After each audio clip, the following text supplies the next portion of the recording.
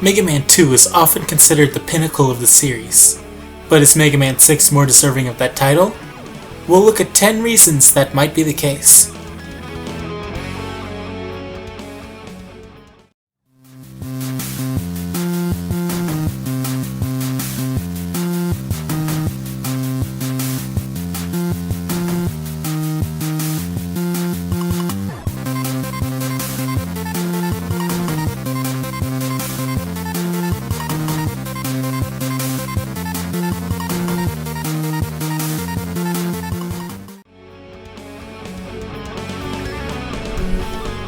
The charge shot is probably at its best in this game.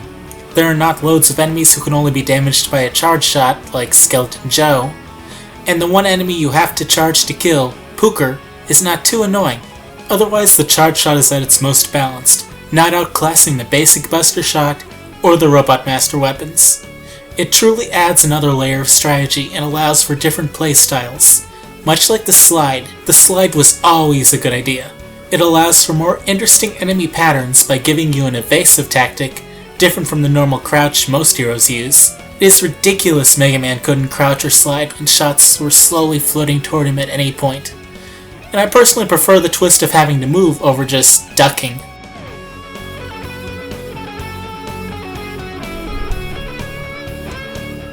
In this game, an eccentric billionaire named Mr. X sponsors a battle tournament inviting roboticists from around the world to send their strongest robot to represent their country in a battle. So every roboticist submits their robots, and they fight until the 8 strongest robots are made. And as the semifinals are about to begin, Mr. X announces he will use the 8 strongest robots to take over the world. Since his minion Wily failed countless times, he dispatches each robot to their homeland to subdue the populations, and challenges Mega Man to test his power in one final battle. That is just freaking epic! Wily was supposedly a bumbling goon for a billionaire, and now you have to fight the 8 strongest robots of all time.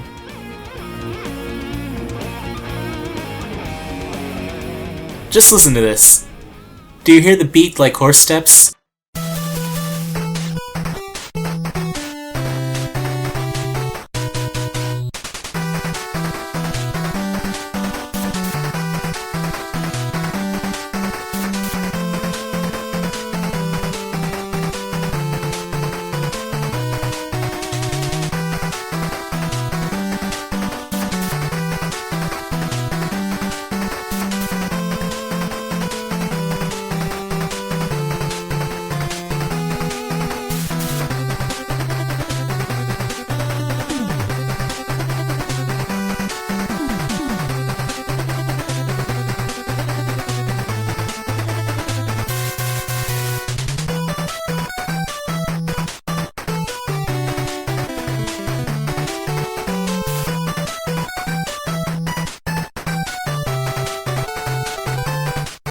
And incidentally, if you listen to Muse's Knights of Sidonia, it's likely they used this theme as inspiration for their very similar song, which also just so happens to have a beat that sounds very much like horse steps.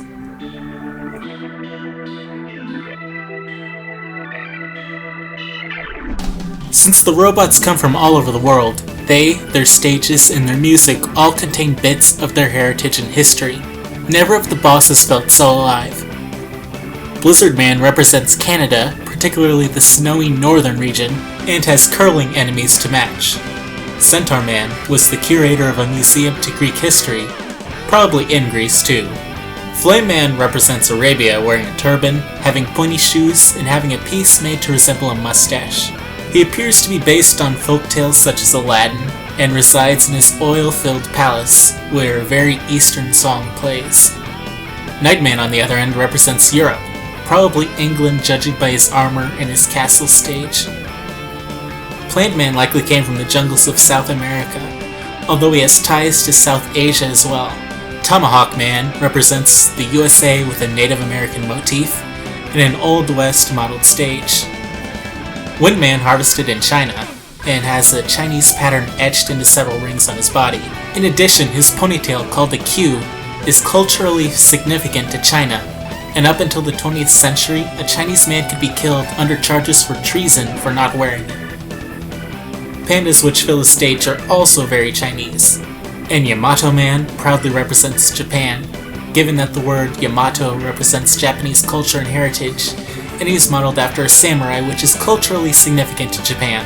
In Battle Network, his Navi counterpart was even renamed Japan Man, because they probably realized that most Westerners are not familiar with the term Yamato unless they look it up. In addition, you can see Mount Fuji in Japanese architecture at the start of the stage. The very first enemy you encounter is a Tanuki-themed enemy. Another enemy in his stage, named Ben K, is based off of a warrior of the same name, who took his enemies' weapons after defeating them.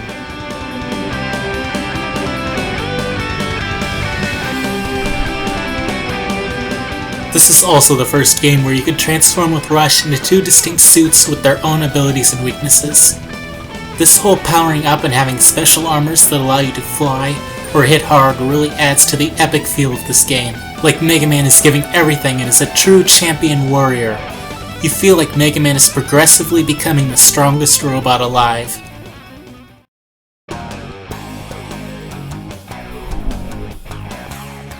This game also had probably the best selection of weapons in the sense of being useful throughout the game. Perhaps there weren't sections specifically made to highlight one weapon, as in Mega Man 2, but the game was made so several weapons would be useful in nearly every situation, allowing each player to use their own playstyle. All of the weapons were nuanced and different, from the broad swath of the Blizzard attack, to projectile turned flame pillar flame blast, the arcing silver tomahawk, long distance Yamato spear, or boomeranging night crush.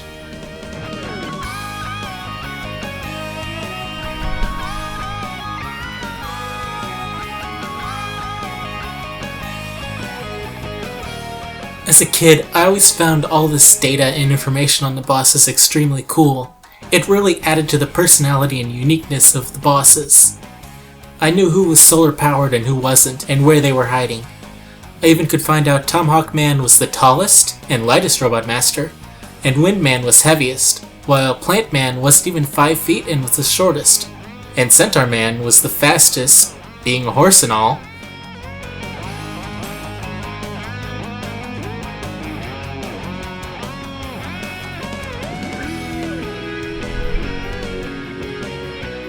This game had many branching paths and alternate ways to go through levels as well. However, this never ended up with multiple paths along each alternate path. Unlike in Mega Man 8, where levels sometimes became maze-like and very open and strange.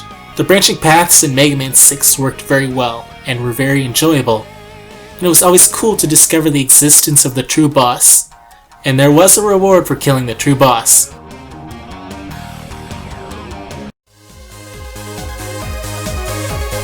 Remember how Mega Man 2 and 3 had serious issues where you could be trapped due to using all of your weapon or item energy, sometimes not even being able to farm? I remember. Mega Man 6 fixes this by allowing all bosses to take damage from the Buster, even if it is minuscule and unwise to use it. The other thing that fixes this are the rush suits and better level design. The jet suit enables you to fly for short distances and slow your descent between moments of resting while waiting for it to recover. If a section has tricky platforming, you won't have to find somewhere to farm because you failed your first couple attempts. Just wait for the energy to recover and try again. The power suit, on the other hand, has a super short-range charge shot, though it is more a charge punch in actuality, that deals higher damage and breaks cracked things, though no game has really blocked your one way to progress with a breakable wall. This makes the game seem far more balanced. While this is more subjective and opinion, to me these bosses seem the most creative and alive. The bosses' appearances are different from the more generic bosses of the past.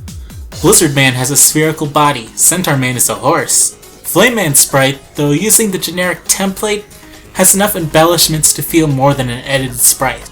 That's just it though, all of the bosses still retain their personality influences down to their sprites. The detail is amazing. And yes, all games going forward, even Mega Man 9 and 10, continue with giving their bosses more personality and visual diversity. And again, yes, the earlier games had diversity and personality.